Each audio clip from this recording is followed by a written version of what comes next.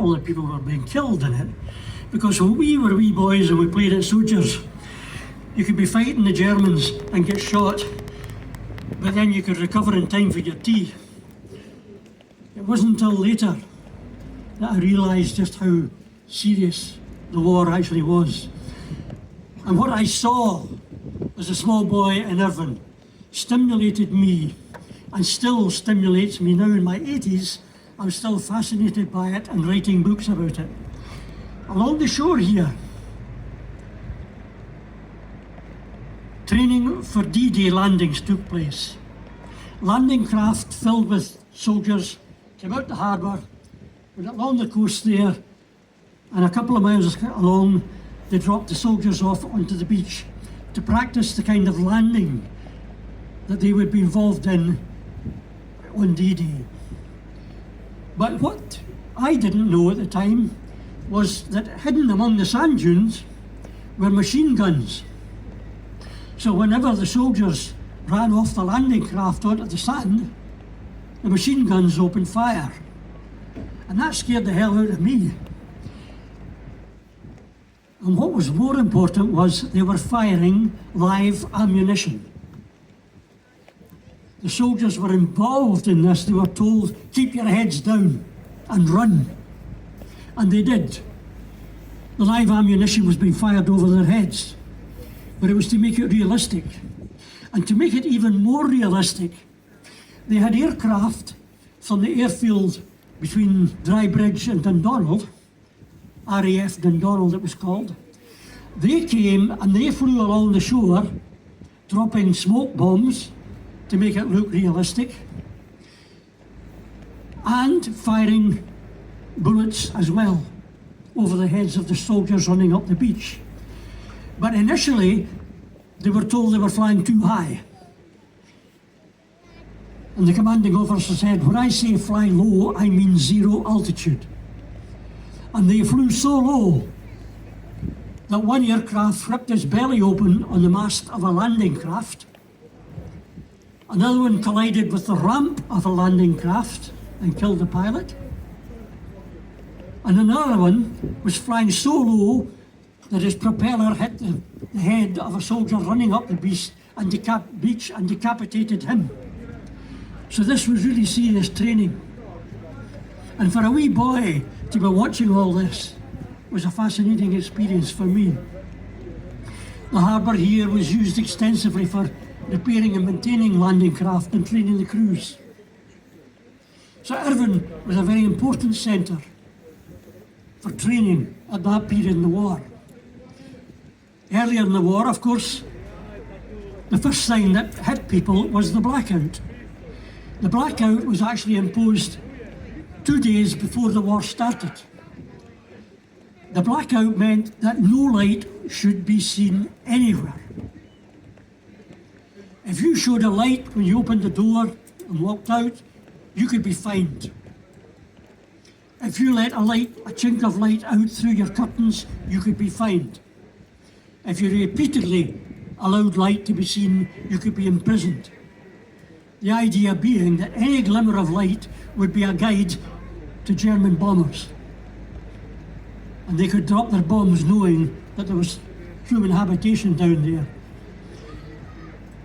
This had a very serious effect on the civilian population, because even the lights on cars and buses, they had to be shielded with only a 3/4 inch strip, allowing any light to come out, which was hopelessly inadequate. And the result of that was that so many pedestrians were killed by cars, by buses. Cars and buses collided with each other. A soldier walking home after a late night dance at the end of Ruby Crescent and the junction with Atteneer Road was knocked down by a car and killed. People literally couldn't see a foot or two in front of them. A man coming home from a night out at the pub went over to the edge of the quay, probably to urinate into the harbour, having drunk too much. But he tripped and fell and drowned. Motorcyclist overtaking a bus on Kilwinning Road didn't see the other bus coming the other way, and that killed him. So the effect on the blackout was quite dramatic on everyone. You weren't allowed to use torches unless you covered the glass with tissue paper to dim the light, and you had to keep pointing it downwards. People tripped over dustbins, fell off pavements. One woman in Guttridge Road walked into a lamppost and had to get medical treatment for her head. So the effect of the war on the civilian population, never mind the military, was enormous. And in May 1941, bombers on their way to Greenock were met by such a barrage of anti-aircraft guns, which extended all the way from beyond the Royal Ordnance Factory on this side of the harbour, from Gales, right along to Ardrossan Harbour. There was a range of barrage balloons, and right round about Ardeer. So the whole area here, the industrial area here, was protected by these barrage balloons, forcing bombers to fly higher so that they couldn't take part in low-level attacks on any of these potential targets. And a lot of people talked about the night Ardeer was attacked. Well, it wasn't. The night that the bombs fell in Ardeer, and there weren't all that many of them, only 42 bombs fell in Ardeer on the night of the Greenock raid, and they were dumped there because there was so much flak and night fighters were beginning to attack them that they just dropped some bombs and headed for home. It was not a planned target on that night. Greenock was. And the fire engine from Irvine, which was bought new in 1940, had to rush up to Greenock to help out, to put out the fires during the Greenock Blitz. It had to go to Clydebank in March 1941 to help put out the fires in Clydebank. So Irvine was filled with activity involved in the war. On the moor, you couldn't get out onto the moor to go for a walk because that had been requisitioned by the military. There was a Polish engineer camp where Carrick Drive is now. 7th Armoured Brigade used it for tank training in the early days of the war. And along on this side at Gales, there was Auchengate Camp, which later be called Dundonald Camp. It not only had army personnel in it, but navy people too. RAF Dundonald, they built an airfield there between Dry Bridge and Dundonald. And that was the base for training pilots to assist in beach landings. Fighter planes were used to calibrate the radar ships, radar-based ships that were sent over to Normandy as early warning ships so that they could identify enemy aircraft coming to attack the landing forces. They were all trained here, and the ships were calibrated using these fighters to get accurate readings in order to deliver this protection to the armed forces in Normandy. Rationing. It's hard to believe that you could survive on rationing. Imagine being told that you were only allowed 2 ounces of meat, including bone and fat, per day. Now you just think of a hard-working man in a shipyard or in the blockworks here working on admiralty contracts. My father was a blacksmith. Imagine a blacksmith hammering away at metal all day. He needed protein. And yet rationing only allowed for 2 ounces, including bone and fat. So my mother's ration usually ended up on my father's plate. She was virtually vegetarian. We were told, supplement your food rations by digging your gardens. Get rid of your lawn, get rid of your flower beds. Plant tatties, carrots, onions, peas, broccoli, kale.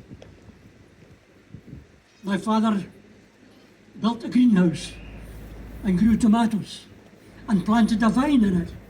And we felt quite luxurious because every September we had about 100 bunches of grapes.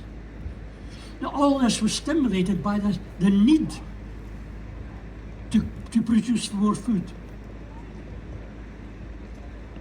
Schools were affected because young teachers, fit teachers, were called up, conscripted into the forces. Up until the war, if you were a woman teacher and you got married, you had to leave your job. It was not allowed. A woman was surely unfit to be able to teach and run a home, feed a husband and children. They were deemed inferior.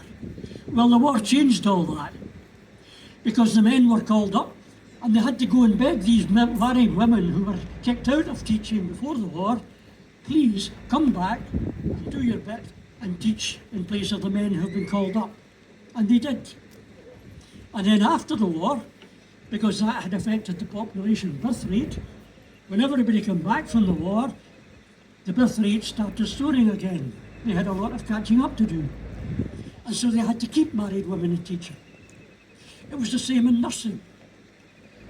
If you got married, you had to leave nursing. That went on right through the 1950s. My sister became a nurse until she got married, and then she was put out. Eventually, that all changed, and now we can see what women can do. And during the war, the thing that amazed me in my researches was just how much of the war effort was performed by women. The amount of work they did in supporting the armed forces was colossal. They knitted garments, woolen pullovers, woolen socks, woolen gloves, woolen hats for the men in the forces and the merchant navy to make them more comfortable. They ran whist drives and made up concerts and involved children in this. Even the children of primary school age were performing wee concerts in the street to raise money to support the Red Cross, or to raise money to build a Spitfire, or to raise money in Warship Week, when the focus was on raising money to build ships, or Tank Week to build tanks.